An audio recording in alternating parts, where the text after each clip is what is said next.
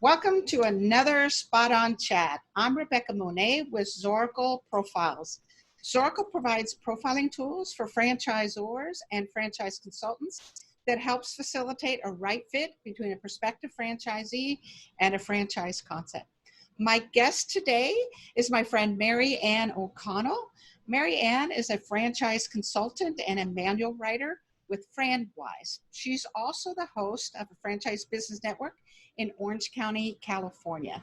She's the immediate past chairman of the IFA Supplier Forum Advisory Board. She's also the immediate past chairwoman of the membership committee. She also won the Crystal Compass Award just a handful of years ago.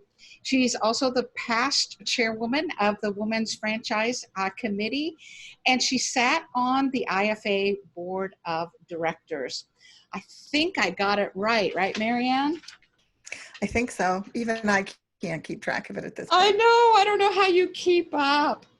So Mary Ann and her company, FranWise, offer franchisors strategic planning, visibility studies, manuals, training, and franchise system optimization. So bottom line, FranWise and Mary Ann provide bright ideas for franchising success. Welcome back, Mary Ann. Thanks for having me, Rebecca. So I am loving this conversation.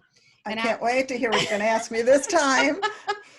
So this question is kind of a sideways question, but I'm always curious. I'm a behavioral scientist, as you know, so I always have these what if questions and if then kind of questions. So here's my question for you. Do you have any what ifs in your life or if onlys in your life? And if so, could you share those? It's an interesting question, and I hope I don't disappoint you with my answer, because my answer is no. And that doesn't mean I've done everything I've ever wanted. It means I just don't believe in having regrets, because all they do is hold you back. If I'm dead, I can't turn around and say, no, don't put the lid on yet. I had 4 things I hadn't accomplished yet. You're going to do what you're going to do, and it makes you focus more on being grateful for the moment that you have and doing the best you can here and now. Has everything worked out for me? Oh, gracious, no. But I couldn't change things. So here's the nerd in me. I like science fiction and I like science. So let's talk about, there was an episode of The Big Bang Theory. Oh, I love Big Bang. Tells you where I get my philosophy. But they were talking about time travel. And it's true that if you change one thing, everything changes. It's like a domino effect. Yes. Yeah. So if I were to change, to say, well, if I could have changed XYZ back then, I may not have met you. I may not have been in franchising. Who knows? I might be a mom with 12 kids. So I know. So I don't dwell on that stuff. I would prefer to analyze it and then say, okay, what didn't go the way I want, and what do I do to change the next thing that comes at me? I like that attitude of here's where I am. I am grateful, and everything in the past led up to who you are today. But then you also analyze, this is where I am today. Is it what I want? And if not, then what do I have to do to have a future be the way I want it to be? So you're always creating the future, but you're not trying to change the past.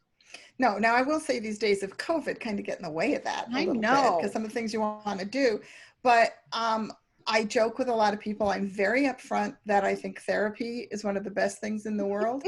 And I used it to get through. I mean, I was carrying a lot of baggage, and it took therapy to get through it and realize it didn't serve me until I understood it.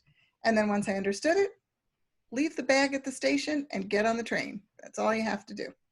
Yeah, that's so interesting. That idea of understanding. I think once we do have this happen because, and this is what I learned from it, or this is the opportunities that came out of it, I think it is easier then to put it in the past or to forgive it, or to, once we have kind of that understanding of the where, how, when kind of thing.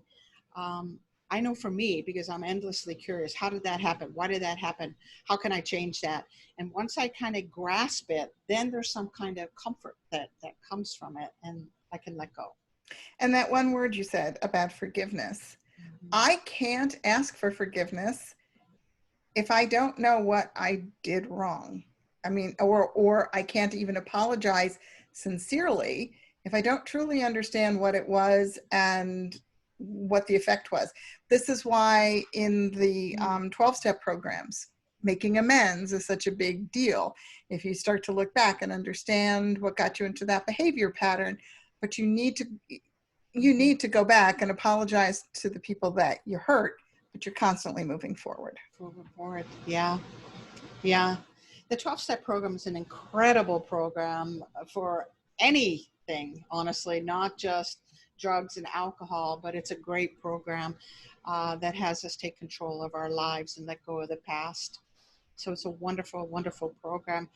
I actually sat in on a couple of classes. My former husband was a recovering alcoholic, and he asked me to attend a couple of meetings with him, and it was like talking Chinese, because I had never had alcohol or drugs, so I didn't know anything. But it made me appreciate the whole process. So I still occasionally flip through the book, looking at the various steps and go, okay, have I looked at this in my life? Have I looked at that in my life? Have I come to peace with that? So it's a wonderful program.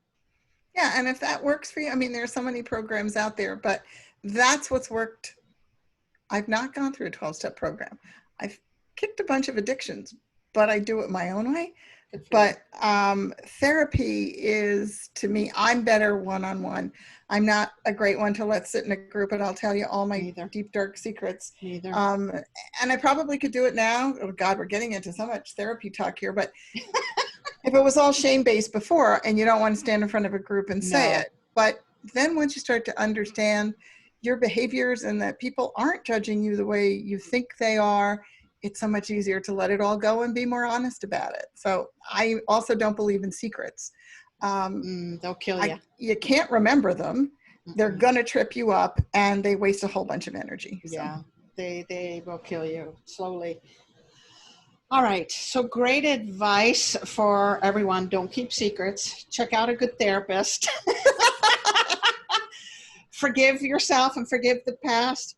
Understand your past, move forward. Boom, boom, boom. There you go, in a nutshell. Doesn't get any better than that. Thanks again, Marianne, for spending time with me. I really appreciate your insights, your friendship, and of course, this time.